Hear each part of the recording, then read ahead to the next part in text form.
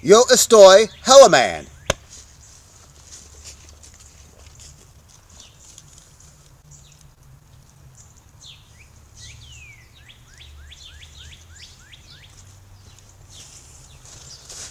Today, I'm going to do a video response to some issues that were brought up at Thulian Perspective. Amongst other things, he's saying that music is an individual activity to be enjoyed by individuals. Far be it from me to disagree with the great one, but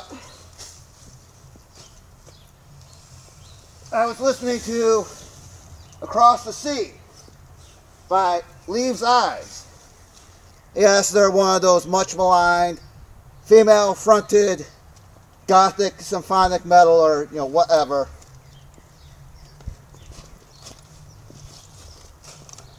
Something about 300 ships going on a rampage. There is actual historic evidence.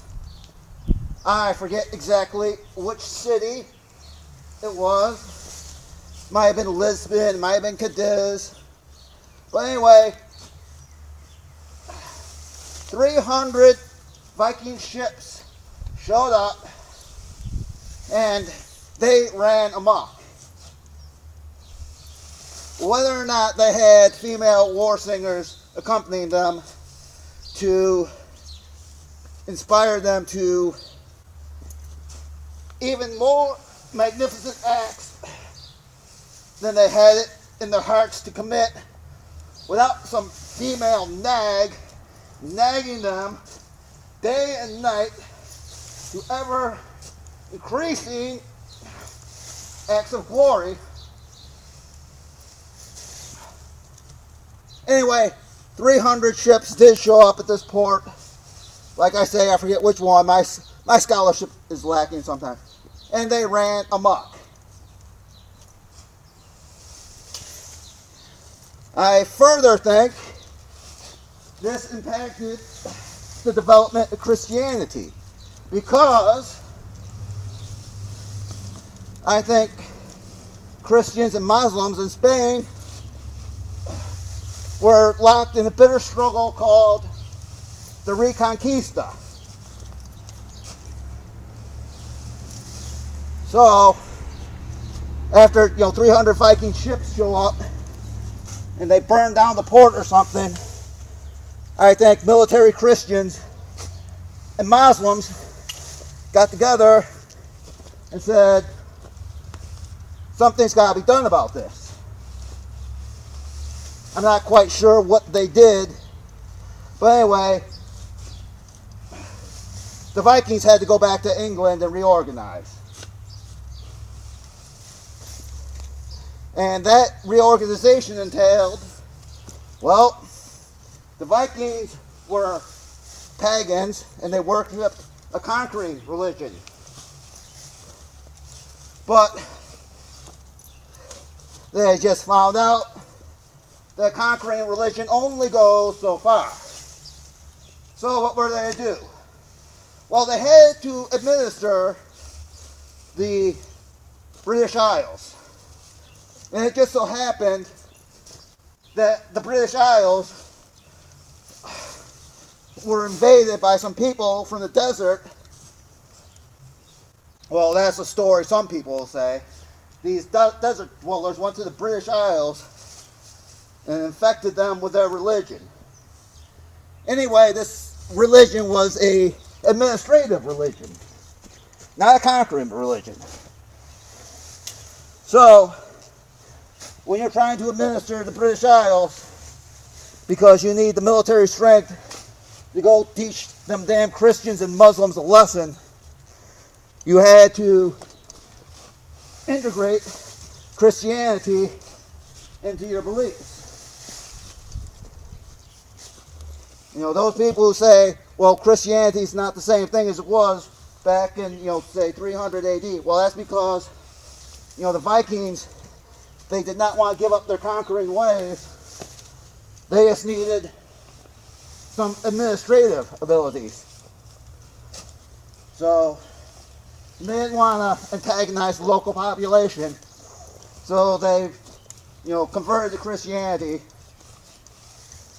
I guess they had like secret rites in the middle of the night or something where they would get in touch with a pagan past. Also,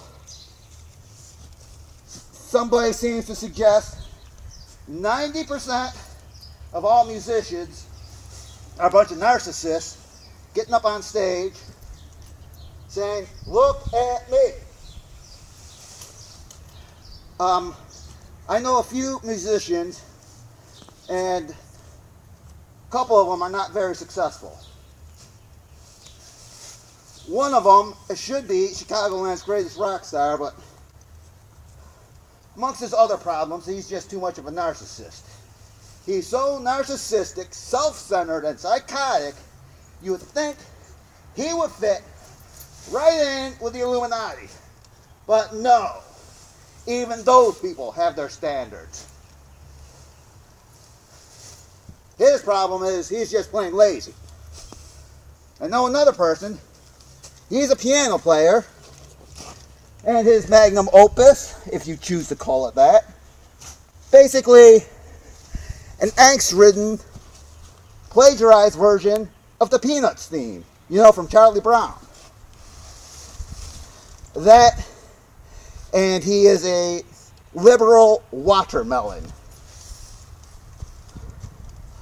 Another girl I know, she was singing, but she decided she wanted to do what God wanted her to do. Oh, and by the way, Varg will be very happy with this. She went out and had babies, ruined her singing voice. Oh my God, this thing came apart. It's not exactly an entrenching tool, it's a pitchfork. You can use this for some imaginative purposes, I'm pretty sure. Well, I'd have to get one that's not held together with duct tape for that, but does improve my problem-solving ability. Because if you solve problems all day, your problem-solving ability will go from 100 to 190. And all that proves is you know how to take problem-solving tests. It has nothing to do with improving your problem-solving ability. Well, of course, we can all see the fallacies in that.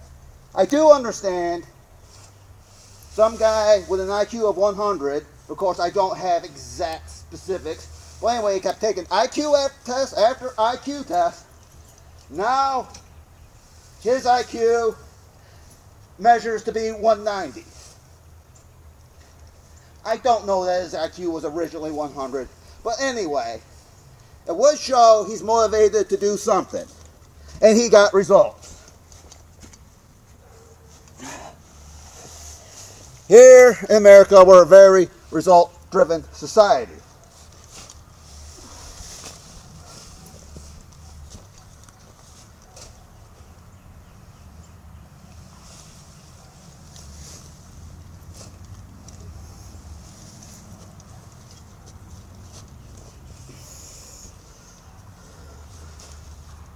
That's about all for today.